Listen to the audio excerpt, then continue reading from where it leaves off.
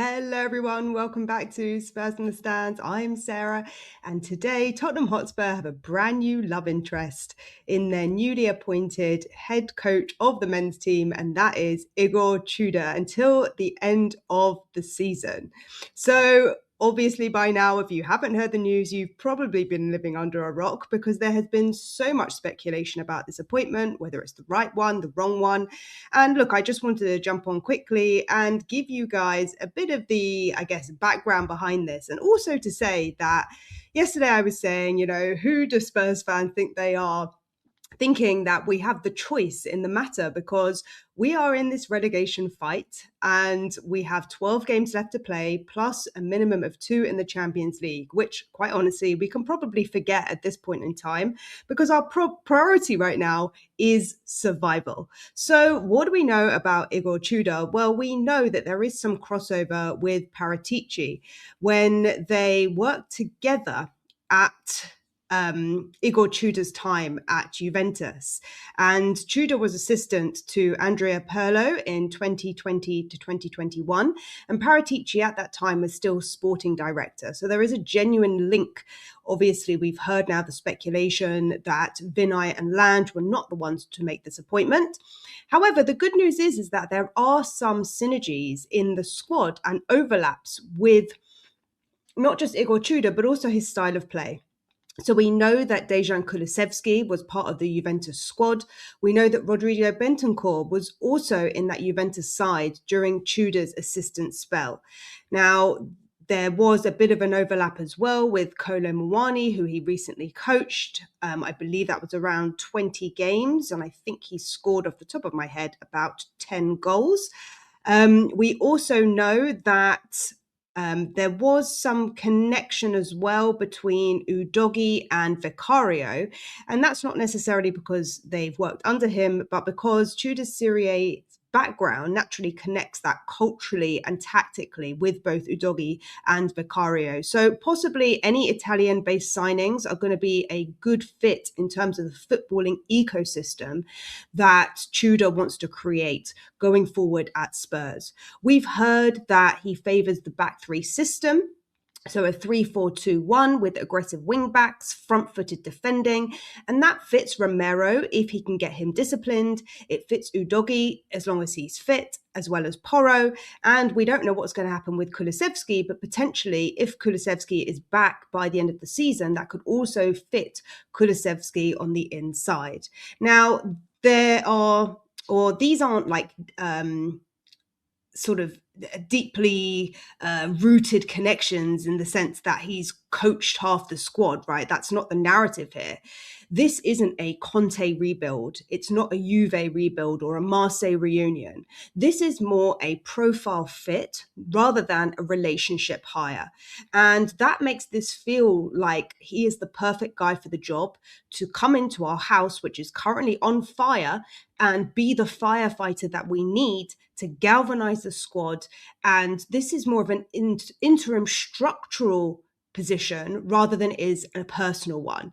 So there aren't emotional connections there, but there are tactical ones. And that's what's going to be most important for Tottenham Hotspur throughout the rest of the season. Now, the discipline angle on this is that Tudor plays with high intensity. He demands a defensive structure and can be physically aggressive. And he doesn't tolerate laziness from what we've heard. So we've heard things from Juve fans that the downside of this is that with this front-footed football might become a bit of a costly trade-off in terms of conceding goals. But Tudor, since he knows Kulusevski and Bentancur from Juventus, since he's worked under Paratici, this isn't completely random.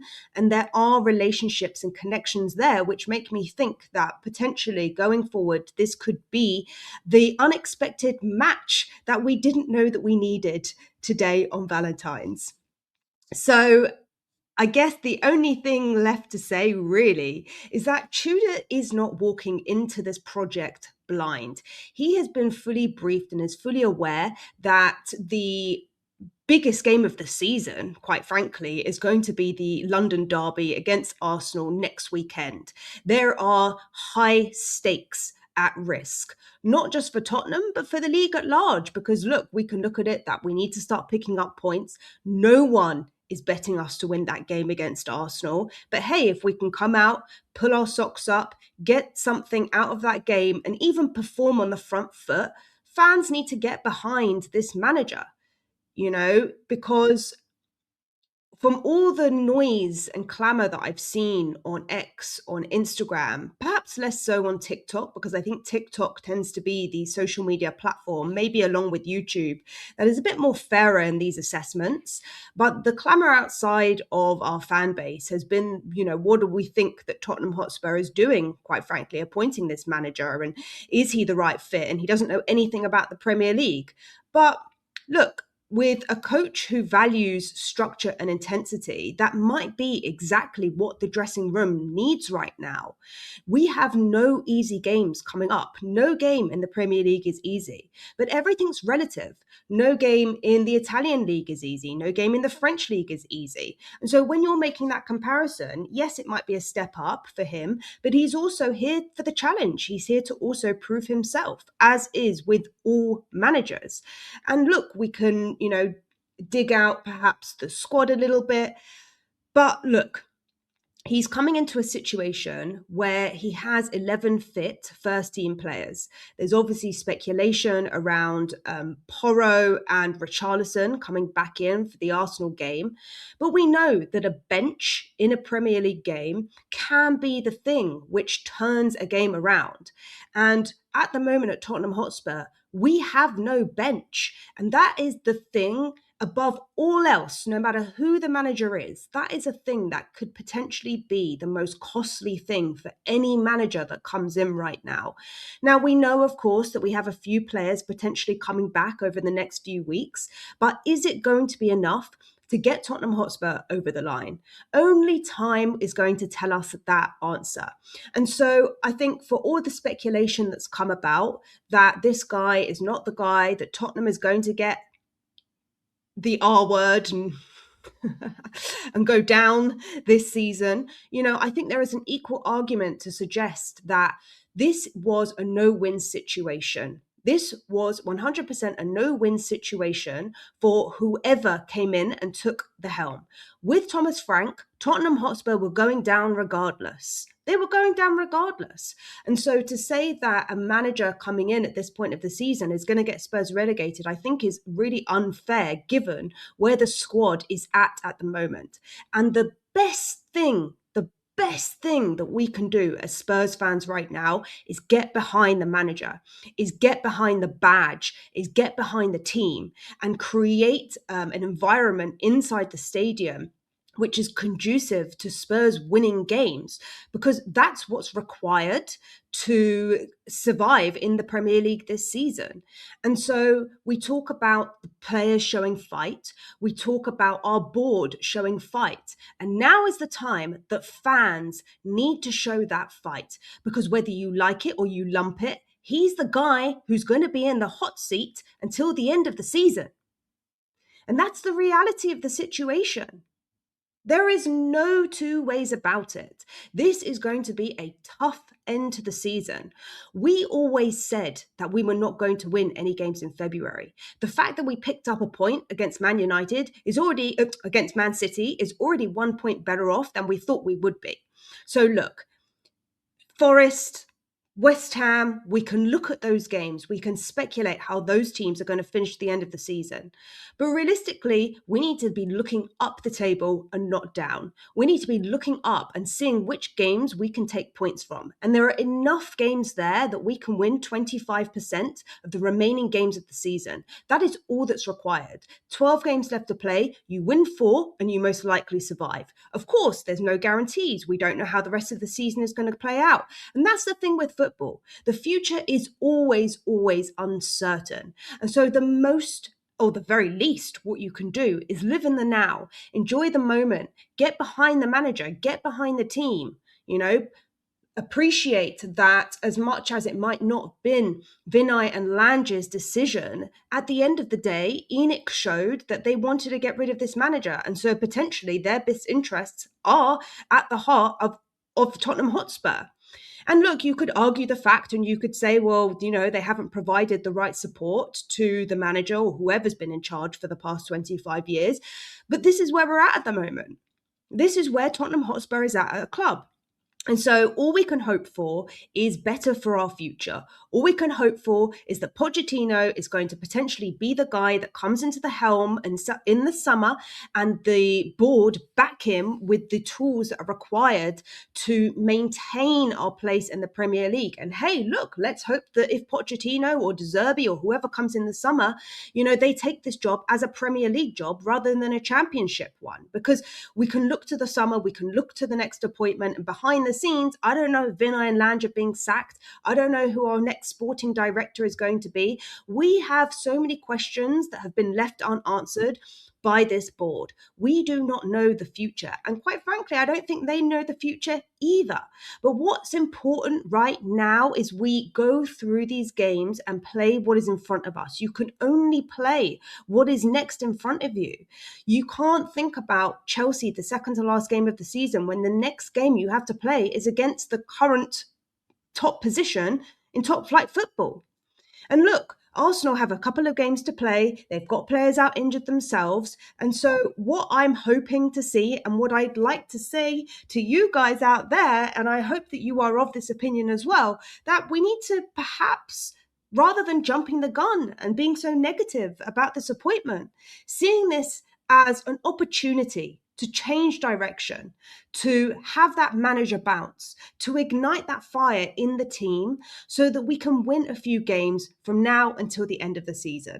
So guys, I want to hear from you. I want to know from the COYS collective, or maybe there's some Juventus fans in the chat. I'd love to hear. What do you guys think about this appointment? What do you think about the bench that we have, the players that we have in the squad? Do we think that maybe this is an opportunity for the youngsters in the squad like Byfield to potentially make it in the first team? Because let's be real, Romero is not going to be in the squad for the next 3 games. And so there's going to be some sacrifices that this manager is going to have to make. There's going to have to be some trade-offs and some very uncomfortable truths that are going to be revealed, as if we didn't already know this already. But it seems that Tottenham fans, time and time again, set the high expectations for ourselves, full well knowing the position that we are in, and raising the expectations that are simply unrealistic. So guys, a positive outcome for the season would most likely be, at this point in time, finishing about 15th. And would we take that right now? For most Spurs fans, if it means avoiding relegation, I would say it's not an ideal situation, but it's where we're at. And if that's what it means in terms of the seasons to come, and it means next season that we have an opportunity to rebuild the squad without the distraction of a second game a week or European football, then hey, that must be what is required in order to maintain our place in European football for the next decade. Because when you look at the short term and the long term, you have 2 different objectives and 2 different goals.